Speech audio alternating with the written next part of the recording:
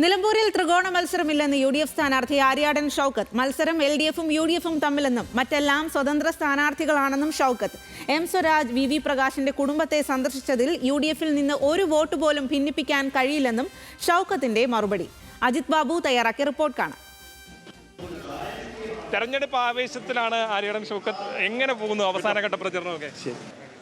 ഇത് ഞാൻ വർഷങ്ങളായി കൂടെ ജീവിക്കുന്ന ആളുകളെ ആണ് കാണുന്നത്.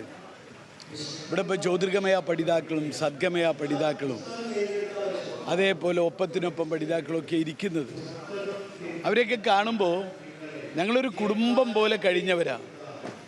അവരോടൊക്കെ എങ്ങനെ സംസാരിക്കേണ്ടത് എന്ന് പോലും ഒരു കുടുംബത്തോട് എനിക്ക് പ്രസംഗിക്കാൻ പോലും തോന്നിയിട്ടില്ല.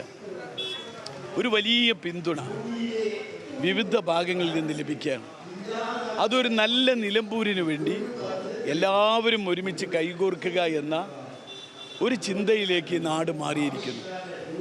അതിന് എന്നെ പിന്തുണക്കുന്നു എന്ന് അവർ നമ്മളോട് ഏറ്റുപറയുന്ന ഒരവസ്ഥയിലേക്ക് മാറിയിരിക്കുന്നു. ഇതൊരു ചരിത്ര ഭൂരിപക്ഷത്തിലേക്ക് നീങ്ങും നിലമ്പൂർ, ഒരു സംശയം. ഒരു കാര്യമുള്ളത്, വിവിധങ്ങളായ വിഷയങ്ങൾ ചർച്ചയായ തെരഞ്ഞെടുപ്പാണ്. കുറഞ്ഞ ദിവസം കൊണ്ട് ജമാഅത്തെ ഇസ്ലാമി പ്രശ്നമാണെങ്കിലും വന്യജീവ പ്രശ്നമാണെങ്കിലും അങ്ങനെ ഒരുപാട് വിഷയങ്ങൾ. അതിൻ്റെ ഒരു ഫൈനൽ അസസ്മെന്റ് UDF എങ്ങനെയാണ് വിലയിരുത്തുന്നത്? ഇവിടെ ചർച്ച ചെയ്യുന്ന വിഷയം പ്രധാനമായിട്ടും 9 വർഷമായി കേരളം അനുഭവിക്കുന്ന ദുരന്തം, 9 വർഷമായി നിലമ്പൂർ അനുഭവിക്കുന്ന അവഗണന, ഇത് രണ്ടുമാണ് പ്രധാന ചർച്ചാ വിഷയം. അതിൽ നിന്ന് വഴിമാറ്റാനാണ് ഇവർ പല കാര്യങ്ങളും പറഞ്ഞുകൊണ്ടിരിക്കുന്നത്, അല്ലാതെ വേറൊന്നുമല്ല. എങ്ങനെയുണ്ട് അവസാനവട്ട പ്രചരണം? എങ്ങനെയാണ്? വലിയ പിന്തുണ. ഒരു കാലം ഈ കോരിച്ചൊരിയുന്ന മഴയത്തും നൂറുകണക്കിന് ആളുകൾ കാത്തു നിൽക്കുന്നൊരവസ്ഥ. ഒരു വലിയ പിന്തുണ, രാഷ്ട്രീയത്തിനതീതമായ പിന്തുണ ലഭിച്ചു. ഇന്നലെ M സ്വരാജ് VV പ്രകാശിന്റെ കുടുംബത്തെ സന്ദർശിക്കും. അതുമായി ബന്ധപ്പെട്ടുള്ള ചർച്ചകളൊക്കെ സോഷ്യൽ മീഡിയയിൽ ഉയർന്നു വരുന്നതാണ്. ഞാൻ ചോദിക്കട്ടെ, UDFിൽ നിന്ന് ഒരു വോട്ട് പോലും അവർക്ക് ഭിന്നിപ്പിച്ചെടുക്കാൻ കഴിയില്ല ഈ തെരഞ്ഞെടുപ്പിൽ.